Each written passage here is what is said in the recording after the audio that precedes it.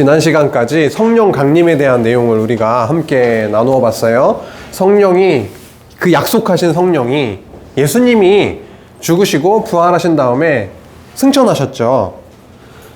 죽으시기 전에 이미 약속을 하셨거든요. 내가 죽고 부활 승천하면은 내가 약속한 그리스도의 영, 그 보혜사, 성령을 보내주겠다라고 약속하셨어요. 그래서 오순절 성령 강림 이러잖아요. 오순절에 성령이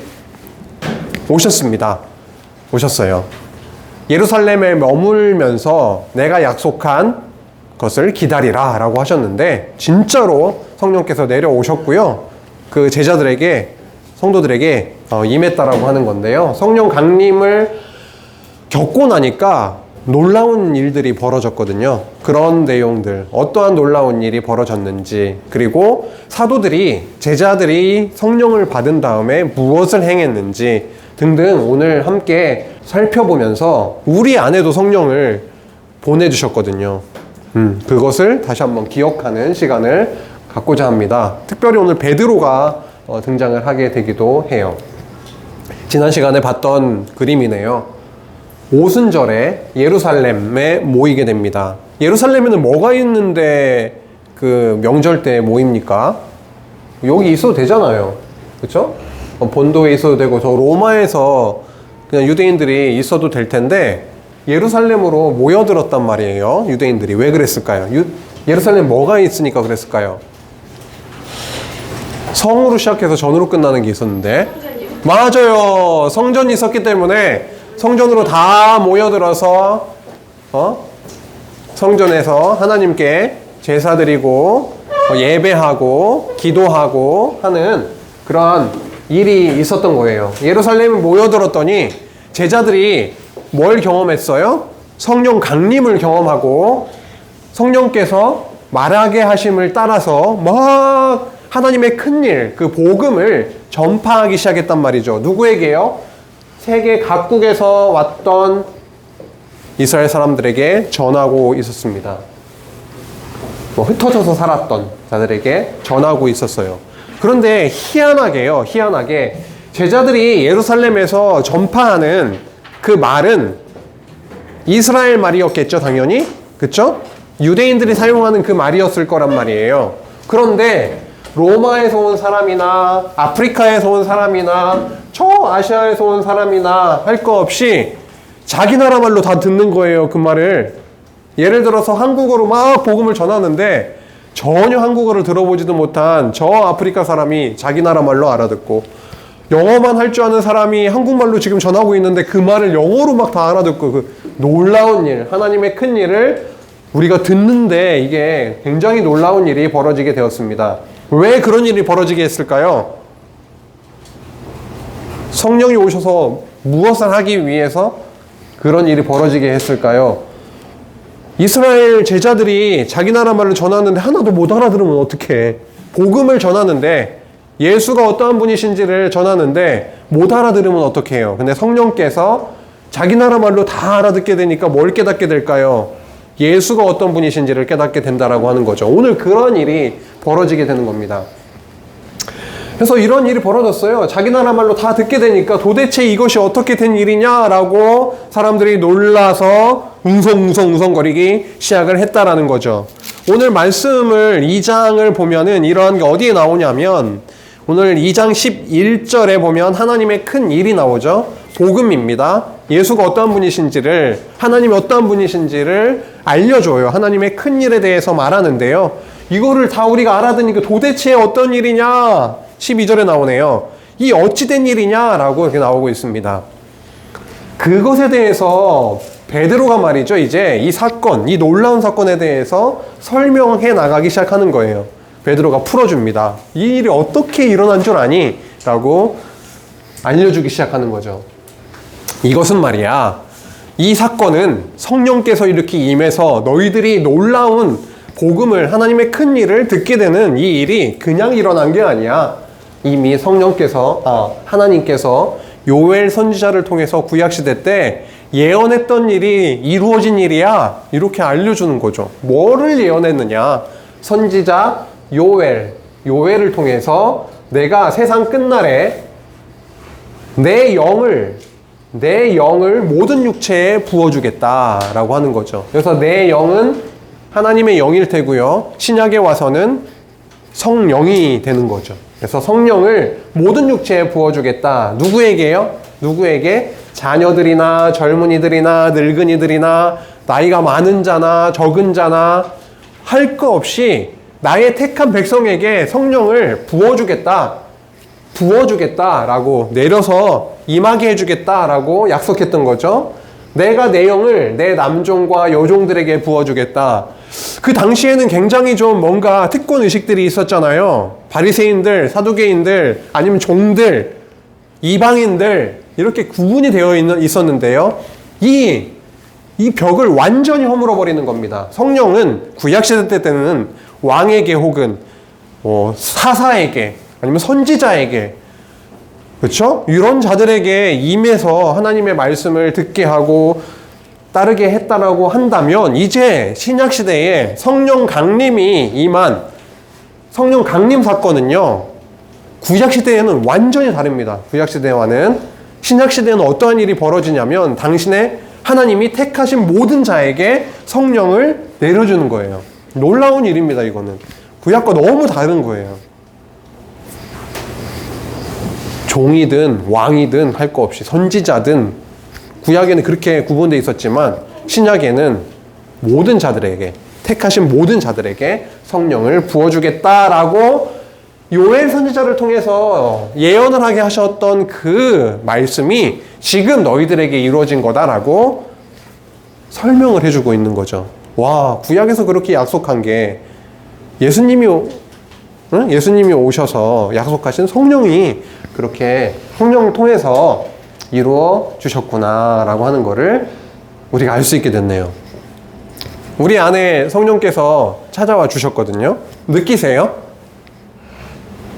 우리 안에 성령이 계시다. 우리와 함께하고 계신다. 내 주, 우리 안에, 안내, 한자로 내, 우리 안에 함께 거하고 계시는데, 함께하고 계시는데 그 성령이 바로 이 요엘 선지자가 약속했던 그 성령이 이제 임하게 됐다라고 하는 거죠. 베드로가 이제 설교를 하기 시작을 한 거예요. 너희들에게 임한 성령이 이렇게 이루어진 거야. 그리고 성령을 통해서 깨닫게 된 그 복음을, 하나님의 큰일이라고 아까 앞에 나왔었죠. 하나님의 큰일에 대해서 전하는데요. 베드로는요, 이스라엘 사람들에게 얘기를 하기 시작해요. 설명을 하기 시작해요. 설교라고 한번 표현을 해봅시다. 설교를 하기 시작하는데 뭐냐면, 야, 이스라엘 사람들아, 우리 하나님께서 나사렛 예수를 통해서 너희들에게 보여준 게 있어. 놀라운 일, 기적들을 일으켰잖아요. 죽은 자도 살리는 그런 기적까지도. 그런 걸 통해서 이 예수가 구약에 언약했던 그리스도다, 하나님의 아들이다라고 하는 거를 너희들에게 증언을 했어. 너희에게 보여주었어. 라고 하면서, 근데 예수님은 하나님의 뜻대로 너희가 그 사람들에게 내어주어서, 로마 사람들에게 내어주었잖아요. 이스라엘 바리새인들, 서기관들 막 예수를 죽여야 됩니다. 예수를 죽여야 돼요. 워낙 그러니까 결국 내어주게 돼서 죽였는데, 이 죽인 것도 보면은요, 하나님께서 정하신 뜻과 미리 아신 대로 내어주게 하셔서 예수님을 죽임 당하게 그렇게 했다라고 하는 거죠. 너희가 법 없는 자들의 손을 빌려서 못 박아서 죽게 했다라고 전하고 있습니다. 예수님은 그냥 아무 의미 없이 죽임 당하신 게 아니잖아요. 예수님은 하나님의 아들이시기 때문에 로마 군단을 막 엄청난 군대들을 동원해서 와서 잡고 죽이려고 해도 예수님의 능력으로는 다 물리치실 수 있는 하나님의 아들이셨으니까요. 하나님과 동일한 능력을 갖고 계시는 그분이었기 때문에 죽임 당하시지 않으실 수 있었던 그분이 죽임 당하신 이유가 있는 거죠. 그렇죠? 하나님의 택하신 백성을 죄인이었던 그들의 죄를 다 용서하시고 하나님의 나라의 백성으로 삼아주시는 그 놀라운 은혜의 방법이 무엇이냐면 죽임당하시는 거였다라는 거죠. 십자가에. 그래서 하나님께서 그를 하지만 죽임당하셨는데요. 죽임당한 것으로 끝난 게 아니라 부활하셨다라고 하는 것을 오늘 되게 집중적으로 알려주고 있습니다. 그래서 하나님께서 살리셨다. 사망의 고통 가운데 있었던 죽임당했던 예수님을 살리셨다라고 하는 것을 말씀합니다. 예수님은요, 죽임당해서 계속 죽임당한 상태로 있으실 수가 없는 분이에요. 왜요? 왜일까요? 살아날 수 있는 능력이 일단 있으신 분이에요. 그리고요, 구약에 예언이 되어 있어요. 살아날 게 예언이 되어 있어요. 그러니까 예수님이 죽는 것도 구약의 예언대로 죽으셨고, 살아나시는 것도 구약의 예언대로 살아나시는 거죠. 살아나시는 거예요. 그래서 사망에 매여 있을 수 없었다라고 하는 것을 말씀합니다. 이거에 대해서 있잖아요. 예수님은 죽으셨다가 살아나실 수밖에 없는, 살아나시게끔 되어 있다라고 시편을 통해서 노래한 구약의 인물이 있는데 바로 다윗입니다. 왕 다윗 왕인데요. 오늘 말씀해 보니까 다윗에게 하나 더 타이틀이 붙네요. 왕이 아니라 다윗은 누구다? 라고 하는 말씀이 아까 있었는데요. 선지자라고 했죠. 와, 그래서요, 다윗은 왕이면서 선지자라고 해요. 선지자는 하나님의 뜻을, 말씀을 선포하는, 전하는 자였죠. 다윗이 말이죠. 시편, 그 노래, 시편을 통해서, 16편을 통해서 예수님께서, 그리스도께서, 하나님의 아들이신 그리스도께서 죽임당하시지만 죽임당하시는 그 상태로 계속 머무르는 게 아니라 다시 부활하실 것, 그리스도의 부활을 노래했다라고 밝혀주고 있습니다. 시편 16편이라고 옆에 한번 써놔봐요. 시편 16편을 시간 날 때 한번 읽어보세요. 읽어보시면 그가 음부의 버림이 되지 않고 그의 육신이 썩임을 당하지 아니하시리라 라고 하는 그런 말씀이 시편 16편에 나옵니다. 하나님의 아들이신 예수, 그리스도께서 이 땅에 오셔서 택하신 백성을 위해서 죽임당하시지만 죽임당하는 것으로 끝나는 것이 아니라 부활하실 것을 그렇게 내다보면서 그렇게 노래했다라고 말씀합니다. 이 예수를, 너희들이 죽인 이 예수를 하나님이 살리셨다라고 하면서 이 일에 우리가 증인이다. 지금 우리가 선포하는 우리가 증인이다라고 말씀합니다. 그렇게 되니까요, 놀라운 일이 벌어졌어요. 이스라엘 백성들 본인들이 죽였거든요. 본인들이 예수를 내어줘서 십자가에 못 박아서 처참하게 죽임당하게 했거든요. 그런데 그 소식을 자세하게 베드로를 통해서 듣고 나서 어떠한 일이 벌어졌냐면 뭐라고 돼 있어요? 이거 어떤 느낌이에요? 우리가 어찌할꼬? 이거 어떻게 읽어야 될까요? 어떤 느낌으로 읽어야 될까요? 현빈아, 이거를 한번 느낌을 살려서 한번 읽어봐. 베드로가 전하는 말씀을 예수님에 대해서 듣고 깨달았어요. 우리가 하나님의 아들인 예수를 죽였다. 아, 끝나라는 거 아니죠, 아직? 아, 자꾸 막 이러고 끝내라고 막 이런 거 같아가지고요. 아, 더워서 그랬어요. 아, 깜짝 놀랐어요. 예. 어쩌라고. 야, 너희들이 죽인 예수는, 십자가에 못 박은 그 예수가 그냥 죄인, 죽어서 마땅한 그런 자가 아니라 하나님의 아들, 그리스도, 예수를 하나님이 주와 그리스도가 되게 하셨다라고 하는 것을 얘기했단 말이에요.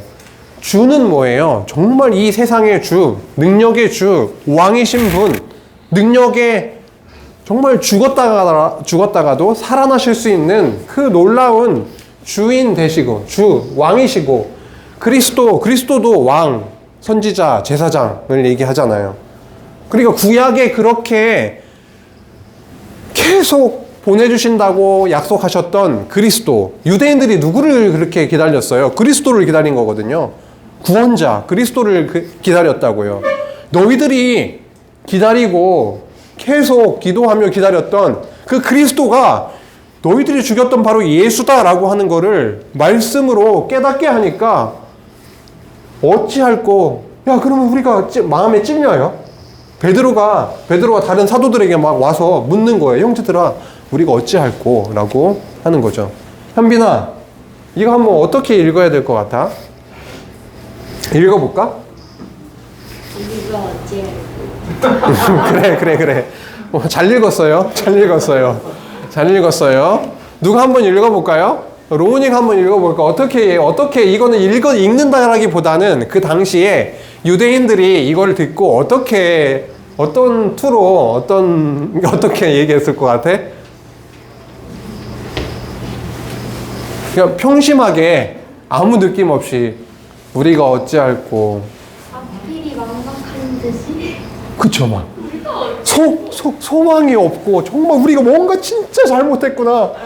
눈물을 흘렸을 것 같기도 하고 진짜 막 가슴을 쥐어짜면서 막 고통을 느끼면서 우리가 어찌할꼬 막 이렇게 했을 거예요. 안 그랬을 것 같아요?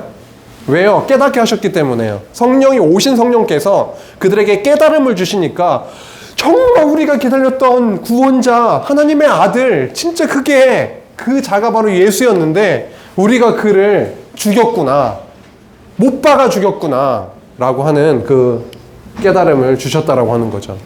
그러니까 우리가 어찌할꼬 라고 물어보니까 어찌하냐고? 내가 알려줄게. 할 일이 있어. 어찌할꼬? 그래, 이렇게 하면 돼. 이렇게 알려준 거죠. 야, 너희가 어찌할 거라고 물어봤지? 이렇게 하면 돼. 너희가 진짜 죄인인 걸 지금 깨달았잖아. 어찌할 거라고 물어봤잖아. 근데 이제부터는 너희들이 스스로 의인이 되는 게 아니야. 너희들은 죄인이지. 그러니까 그리스도께로 방향을 완전히 돌려서 회개해. 죄인이라고 그리스도 앞으로 나와. 회개해서 그리스도의 이름으로 세례를 받아. 세례 요한 알잖아요. 그렇죠. 세례 요한이 한 일이 요단강에서 세례를 주었죠. 물 세례. 그렇죠? 이제는 성령 강림 이후에는 그거를 무슨 세례라고 하냐면 성령 세례라고 하거든요. 성령께서 오셔서 그들을 죽이시고 죽었던 그들을 살리시는 그 놀라운 세례. 그 의미가 바로 여러분은 죄로 죽었던 자입니다. 하지만 예수 그리스도께서 여러분을 살려주셨습니다. 대신 죽어서 죄를 용서해 주시고 살려주셨습니다 라고 하는, 그걸 인정하는 자들에게 세례를 주는 거잖아요. 너희들 세례를 받으라 라고 하는 거죠. 죄사함을 받으라. 그러면 성령을 선물로 받게 될 것이다. 하나님의 자녀로 인정될 것이다 라고 하는 그 놀라운 그 소식을 선포합니다. 회개하라. 예수님이 오셔서 처음 선포하시는 게 뭐냐고요? 회개하라, 천국이 가까이 왔다. 그쵸? 회개하라. 그리스도께 나에게 와라. 너희들 의인은 내가 의인이라고 하는 자들은 예수님께 안 가거든요. 근데 내가 죄인입니다. 나는 그리스도가 필요합니다. 나의 구속주가 필요합니다. 그리스도께 가게 되잖아요. 그쵸? 그래서 하나님의 자녀로 이렇게 인도하는 말씀을 전하게 됩니다. 근데요, 이러한 내용을 확실히 보여주고 증거해주고 이런 말씀이 있습니다 권하고 하니까 어떠한 일이 벌어지냐면 이제 구원을 받으라 라고 이제 하는데요. 어떠한 일이 벌어지냐면 그 말을 받은 사람들, 그 말을 받은 사람들은 세례를 받게 되는 거예요. 세례를 받고 어떻게 되냐면 그날에 신도가 뭐예요? 믿는 사람들이 하루에 어떤 일이 벌어지냐면 3,000이나 막 돌아오는 거예요. 막 3,000명이 막 예수를 그리스도로 영접하고 막 돌아오는 거예요. 놀라운 일이었겠죠. 그쵸? 와, 많은 사람들이 복음을 듣고 날마다 그리스도를 믿는 자들이 늘어나서 엄청난 사람들이 돌아오게 되는 그 놀라운 일이 벌어졌습니다. 이게 바로 성령이 오셔서 하신 일이에요. 성령이 오기 전에는 예수님을 따라다녔던 그 제자들조차도 어떻게 했는 줄 알아요? 예수님이 죽는 장소까지 따라가서도 나 예수님 몰라 이렇게 하기도 했고요. 예수님께서 당하시려고 잡히시니까 어떻게 했어요? 제자들이 예수님을 다 던지고 도망갔어요. 그런 베드로가 어떻게 된 거예요? 성령이 오시니까 이렇게 복음을 전하게 됐고요. 많은 자들이 예수님께로 돌아오는 놀라운 일이 벌어졌습니다. 이렇게 성령 강림을 통해 복음은 전파되어져 나갔어요. 와서 듣고 오히려 전파되어져 나갔습니다. 다시 한번 기억하고 싶은 것은 무엇이냐면 이러한 성령 강림 사건, 성령께서 함께 하시는 이 사건이 옛날에 이때만 있는 게 아니라요. 지금도 우리와 함께하고 계시는 그 성령께서 예수님을 그리스도로 믿게 하시는 놀라운 그 일이 우리 안에 일어났고요. 그리고 일어나고 있고 혹은 일어날 거고, 그래서 하나님의 아들의 영, 성령께서 우리와 함께하고 계시고 그분으로 하루하루 살아가고 있는 우리임을 좀 기억하는 그런 귀한 시간 되기를, 한 주도 되기를 그렇게 바랍니다. 기도하시겠습니다. 하나님 아버지 감사합니다. 오늘 저희들과 함께 하심에 감사합니다. 저희들에게 성령을 보내주셔서 감사합니다.